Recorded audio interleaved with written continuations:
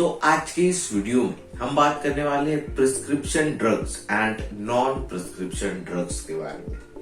आखिर prescription and non prescription drugs का मतलब क्या है और इन्हें क्यों अलग अलग कैटेगरीज में डिवाइड किया जाता है, तो इसी के बारे में आज हम इस वीडियो में जानने वाले हैं। So hey welcome viewers, this is Rishikesh Kurade and you are watching pharma boy YouTube channel. And without wasting your time, let's start the video.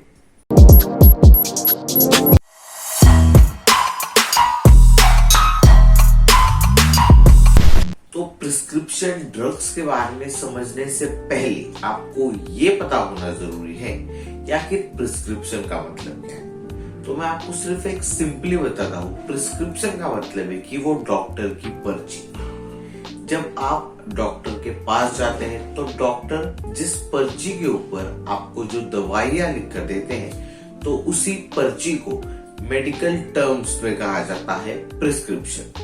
तो अब आप प्रिस्क्रिप्शन के बारे में समझ गए।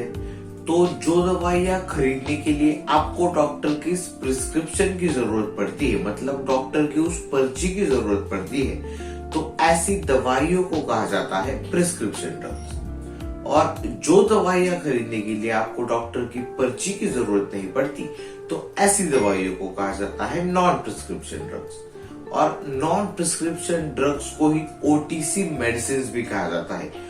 ओटीसी मेडिसिन का मतलब है ओवर द काउंटर, मतलब जो दवाइयां खरीदने के लिए आपको डॉक्टर की पर्ची की जरूरत नहीं पड़ती, तो ऐसी दवाइयों को कहा जाता है ओटीसी प्रोडक्ट्स। अब ये समझते हैं कि आखिर क्यों कुछ दवाइयां खरीदने के लिए हमें प्रिस्क्रिप्शन की जरूरत पड़ती है और कुछ दवाइयां खरीदने के लिए हमें प्रिस्क्रिप्शन की जरूरत नहीं पड़ती है। तो देखिए, जो दवाइयां खरीदने के लिए आपको प्रिस्क्रिप्शन की जरूरत पड़ती है वो बहुत ही पोटेंट दवाइयां होती है।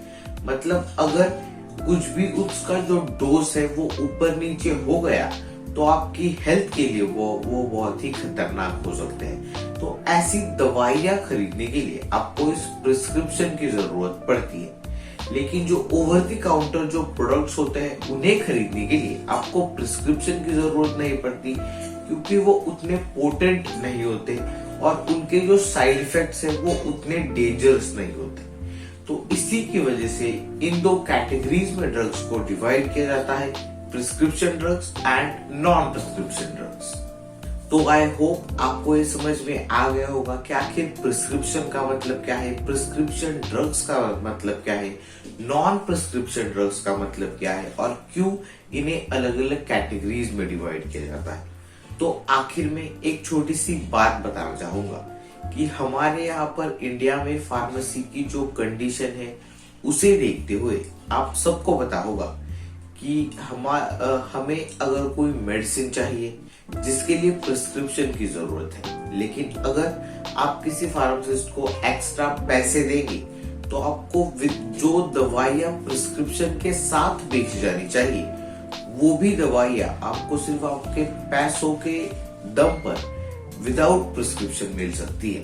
लेकिन यहाँ पर आपको एक चीज समझना जरूरी है कि अगर आप कोई ऐसी दवाइयां खरीद रहे हैं जिसके लिए प्रिस्क्रिप्शन जरूरी है लेकिन आपके पास प्रिस्क्रिप्शन नहीं है, तो अगर कोई फार्मासिस्ट आपको विदाउट प्रिस्क्रिप्शन कोई दवाई दे रहा है तो आपको वो दवाइयां नहीं लेनी चाहिए, क्योंकि अगर आप ये चीजें फॉलो करेंगे तो इसकी वजह से आप अपनी ही हेल्थ को रिस्क पर डाल रहे हैं। तो जो दवाइयां विदाउट प्रिस्क्रिप्शन नहीं लेनी चाहिए वो आपको बिल्कुल भी कहीं से भी किसी भी गलत सोर्स से नहीं लेनी चाहिए।